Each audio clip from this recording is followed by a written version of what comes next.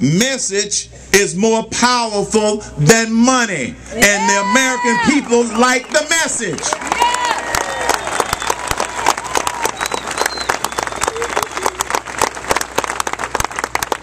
And the other thing that I do that's a little different than the other contenders for the Republican nomination is that I don't know how to speak political speak.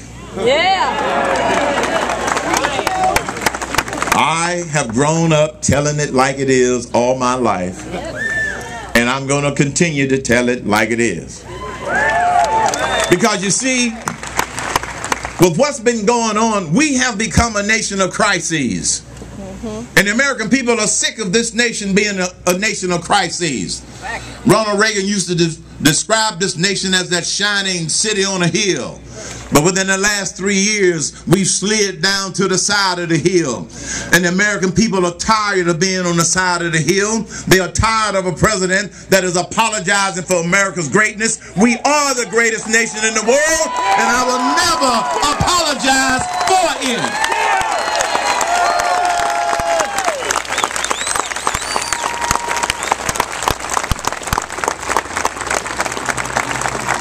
But the good news is we can change things. We've got an economic crisis. We've got an entitlement spending crisis. We've got an energy crisis.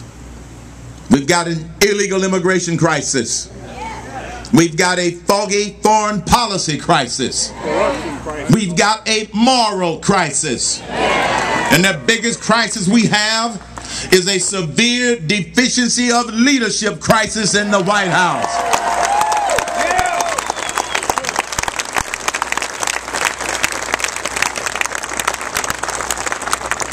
And my approach to each one of these is what every successful business person does.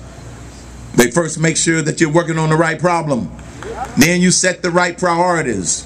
Then you surround yourself with the right people that will allow you to put together the right plans to fix stuff and get things done. Then you execute those plans.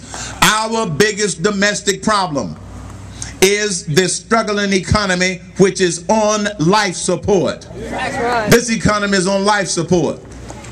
And so when I came out with my plan to address this economy, let me tell you something else before I go through that about being in the top tier of the candidates.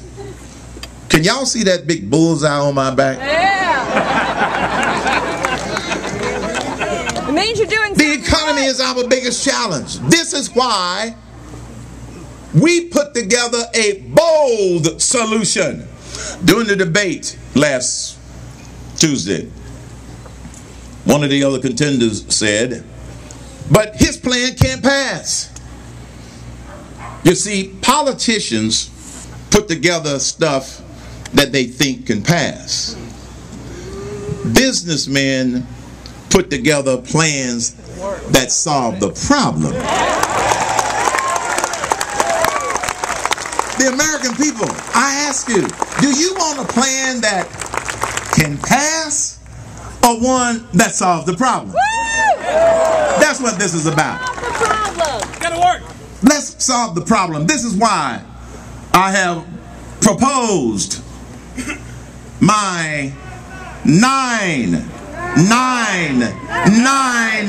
economic growth and jobs plan.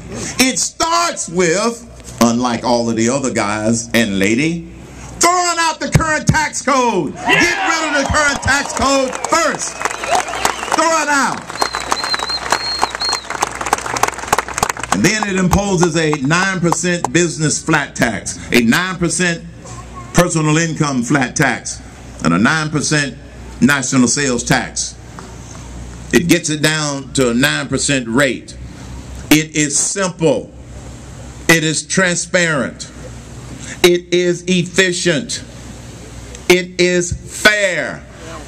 Not fair according to Washington's definition of fair, but fair according to the definition in Webster's dictionary. That's the fair definition that we're going to use. And it is also revenue neutral. It has gotten a lot of attention lately, as you know, in the news, because they don't know how to respond to a real solution to a problem.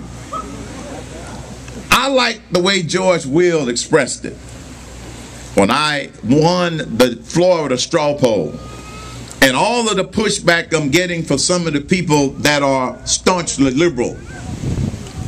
When I presented 999 and the American people start saying we like it, their brains exploded. They don't know how to attack it. I get asked by reporters all the time, well, how did you come up with this? Well, see, they think that I just woke up one morning and thunk it up and said, I'm going to call it 999. But you see, the fact of the matter is, remember that part about surround yourself with good people? Yeah. That's what I did. I've surrounded myself with some good people. And we said we need a bold solution. And that's how we came up with 999. One of the big criticisms of 999 is the why they're trying to shoot it down. Now, let me point this out. This is very critical. All of the other Republican candidates, God bless them, I love them all of their proposals start with the current tax code. It's been a mess for decades. But you see, they are afraid to throw it out because they want to put together something that will pass. I want to solve the problem. So one of the big criticisms about this is, wait a minute, by imposing a national sales tax of 9%, they are not looking at the fact that it's 9%. You are giving Congress another way to tax us. No, I'm not. Let me ask you a question. Are you familiar with the 100,000 ways in the current tax code that they have and they use to tax us? It's called sneak-ataxes. They do it all the time. And we're going to worry about one item called sales tax on retail sales? Let me tell you why I'm not worried about Congress going crazy and turning 999 into 12-12-12 or 15-15. They're already crazy. The reason is real simple, and this is why they keep trying to shoot it down. We made it simple and transparent for a reason.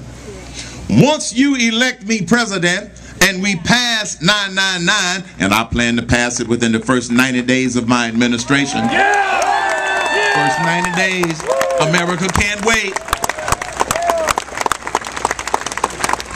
Here's why I'm not worried about taxing national sales, retail sales, because we made it transparent and simple for a reason.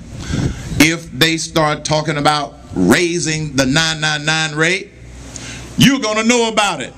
And the American people are going to raise some noise about it. You are the best deterrent we have for keeping 999 at 999 and not letting the bureaucrats go crazy.